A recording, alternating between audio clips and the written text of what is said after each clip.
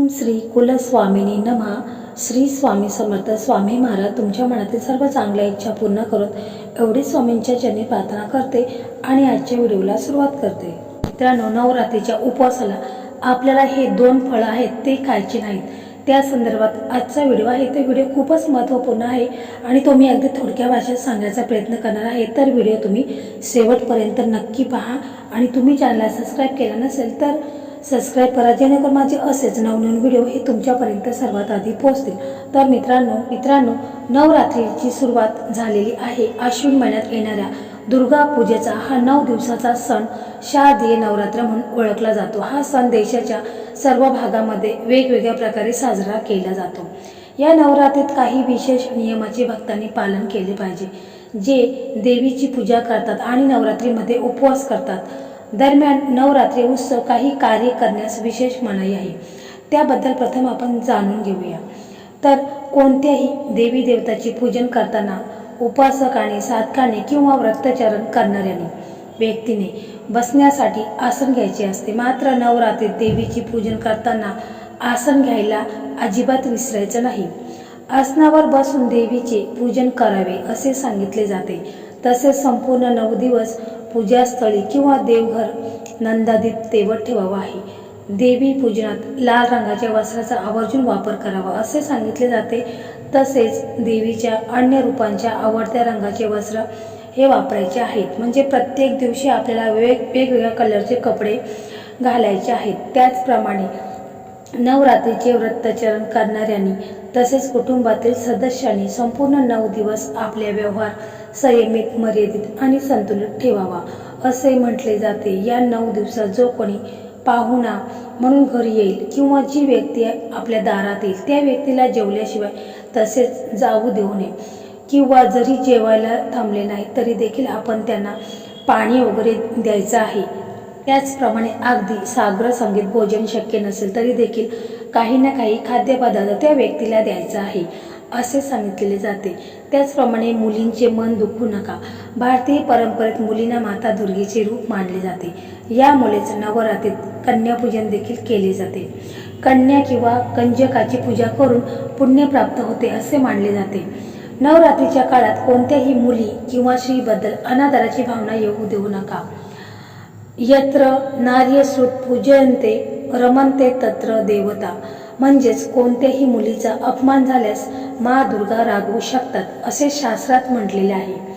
त्याचप्रमाणे मित्रांनो, या 9 दिवसात कोणाचाही अपमान करू नये, खोटे बोलू नये, खोटे वागू नये असे म्हटले जाते. नवरात्र कालावधीत दुर्गा सप्तशती आणि दुर्गा चालीसा याचे पठण हे आपल्याला आवर्जून करायचे आहे. पठण शक्य नसल्यास श्रवणानंद घ्यावा असे म्हटले जाते. नवरात्रीच्या कालावधीत काही गोष्टी टाळाव्यात. देवीच्या व्रतपूजनात फळांचा नैवेद्य दाखवावा. देवीच्या नैवेद्यात विविध प्रकारची फळे, मिठाई, मिश्री, साखर, लवंग, वेलची आदी गोष्टींचा प्रामुख्याने समावेश करावा असे सांगितले जात आहे. नवरात्रीत देवीचे पूजन करताना काही नियमाचे पालन करणे आवश्यक असल्याचे सांगितले जाते. तर नवरात्रीच्या पूजनात सात्विकता आणि पावित्र्य राखले गेले पाहिजे असे सांगितले जाते. काही कारणास्तव पावित्र्य किंवा सात्विकता पाळली जाणे शक्य होत नसेल तर अशा वेळी पूजा करू नये असे सांगितले आहे. तसेच नवरात्रीतील संपूर्ण 9 दिवस पूजन काळात लसूण, कांदा यासारखे उग्र पदार्थ खाणे टाळावेत. ज्याने नवरात्र उपवास केला असेल त्याने लिंबू चुकूनही खाऊ नये किंवा ह्या दिवसात लिंबू चिरू नये. असे केल्याने उपवासाचे फळ मिळणार नाहीत. त्याचप्रमाणे घर रिकामे ठेवून कुठेही जायचं नाही. जर तुम्ही घरात कळश लावला असेल किंवा माता की चौकी किंवा अखंड ज्योती लावली असेल तर घर रिकामे ठेवायचं नाही. म्हणजेच घरात कुणीतरी असणे खूपच गरजेचे आहे. याशिवाय उपवासाच्या दिवसात दिवसा झोपण्यास मनाई आहे.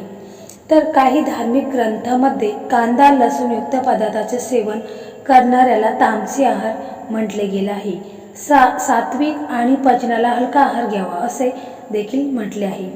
नवरात्रीचे व्रत आचरण करताना नेहमी ब्रह्ममुहूर्तावर उठायचं आहे. तर नवरात्रीत अनेक लोक उपवास करतात तर त्यामुळे भांडणे टाळावे. कारण कलह उपवास करणाऱ्या व्यक्तीच्या आत्म्याला दुखावते. त्यामुळे माता देवी नाराज होऊ शकते. अशा परिस्थितीत प्रत्येक प्रकारच्या विवादापासून दूर राहण्याचा प्रयत्न नक्कीच करायचा आहे. तसेच श्रीरामचरित्र मानसात असेही म्हटले आहे की जेथे शांती आहे तेथे धन आहे, जिथे गर्व आहे तिथे संकट आहे, विपत्ती आहे, भांडणांनी भरलेल्या घरात लक्ष्मी राहत नाही. त्याचप्रमाणे उपवास पकडणाऱ्या व्यक्तीने धार्मिक गोष्टीवर लक्ष केंद्रित करायचं आहे. नवरात्रीचे 9 दिवस उपवास करणाऱ्या व्यक्तीने आपला वेळ निरुपयोगी गोष्टींमध्ये घालवू नये आणि धार्मिक शास्त्रांचा अभ्यास करावा. या दिवसात दुर्गा चालीसा किंवा दुर्गा सप्तशतीचे पठण हे नक्कीच करायचे आहे. त्याचप्रमाणे नवरात्रीमध्ये जे कोणी उपवास पकडत आहे त्यांनी ब्रह्मचर्याचे पालन हे करायचंच आहे. शुद्ध मनाने दुर्गा मातेची पूजा केल्याने आई प्रसन्न होते. त्यामुळे या दिवसात शारीरिक संबंध ठेवायचे नाहीत. अन्य वेळी सकाळपर्यंत झोपले तरी चालते, मात्र नवरात्रीत हा नियम पाळणे आवश्यक आहे. संपूर्ण नवरात्रीत ब्रह्ममुहूर्तावर उठून नित्यकर्म आटपून घ्यावीत. यानंतर सूर्योदया वेळी सूर्याला अर्घ्य द्यायचा आहे. असे म्हटले जाते की सर्वात महत्त्वाचे म्हणजे नवरात्रीतील व्रताचरण हे निर्मळ मनाने, प्रामाणिकपणे आणि मनोभाविक करावीत. श्रद्धेने केलेले कोणतेही व्रत हे उत्तम मानले गेले आहे. देव हा भक्तीचा भुकेला असतो असे म्हटले जाते. त्यामुळे यथासंभव व्रताचरण करावे. व्रताचरण कालावधीत भक्तिभाव हा अत्यंत महत्त्वाचा असतो.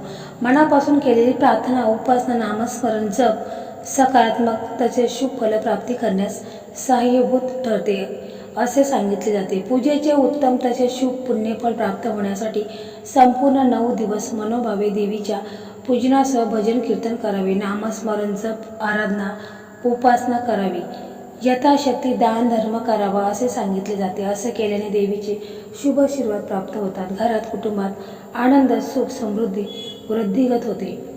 तर नवरात्रीच्या या उपवासामध्ये आपल्याला जे आंबट पदार्थ आहेत, म्हणजे जसे की लिंबू आहे, संत्री, मोसंबी, जे आंबट फळ आहेत त्याचं आपल्याला अजिबात सेवन करायचं नाही. त्यामुळे देवी माता ही क्रोधित होत असते. तर मित्रांनो, अशा प्रकारे आजचा व्हिडिओ होता. तुम्हाला कसा वाटला कमेंटमध्ये नक्की सांगा. आणि व्हिडिओ आवडला असेल तर लाईक करा, शेअर करा आणि चॅनलला सबस्क्राईब करा. धन्यवाद.